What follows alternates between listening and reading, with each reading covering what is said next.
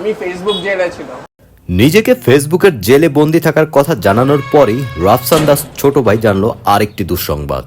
অনুমোদনহীন blue drinks বাজারজাত করায় YouTuber Rafsan Das ছোট ভাইয়ের বিরুদ্ধে গ্রেফতারি পরোয়ানা জারি করেছে আদালত। বৃহস্পতিবার বিশুদ্ধ খাদ্য আদালতের বিচারক আলাউল আকবর এ আদেশ দেন। ব্লু ড্রিঙ্কস পানীয়টি অনুমোদনহীন হওয়ায় নিরাপদ খাদ্য কর্তৃপক্ষের ক্ষমতাপ্রাপ্ত খাদ্য পরিদর্শক মোহাম্মদ কামরুল হোসেনের এক আবেদনে বলা হয়, ব্লুর কোনো অনুমোদন নেই, এমনকি ওষুধ প্রশাসনও জানে না এগুলো ওষুধ নাকি পানীয়। এরই পরিপ্রেক্ষিতে ইফতেখার রাফসানের বিরুদ্ধে গ্রেফতারি পরোয়ানা জারি করা হলো। রাফসানের এই গ্রেফতারি পরোয়ানা নিয়ে চলছে নেটিজেনদের আলোচনা। হ্যালো গাইস, রাফসান ছোট ব্যান্ড গাইস, আজকে ভিডিও সুপার ইন্টারেস্টিং।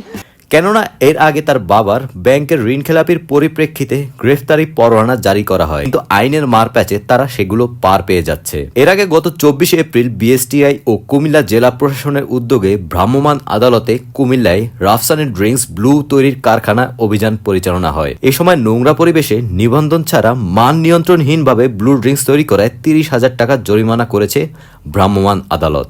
কোনো অটোমেশন না থাকার পাশাপাশি নোংরা পরিবেশে নারী কর্মীদের মাধ্যমে কোনো নিরাপত্তা কিংবা ড্রেস কোড ছাড়াই এই ব্লু নামক ইলেকট্রোলাইট ড্রিঙ্কস প্রস্তুত হচ্ছিল। এদিকে কারখানায় কোনো পরিমাপ যন্ত্র না থাকায় হাতে করে বোতলজাত করা হচ্ছিল এই ড্রিঙ্কসগুলো।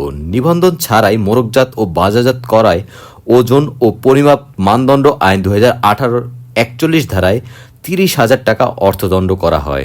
গত বছরের 7 ডিসেম্বর ব্লু নামে ইলেকট্রোলাইট ড্রিঙ্কস ব্লু বাজারজাত করার ঘোষণা দেয় আলোচিত ইউটিউবার রাফসান, যিনি রাফসান দাস ছোট ভাই নামে পরিচিত।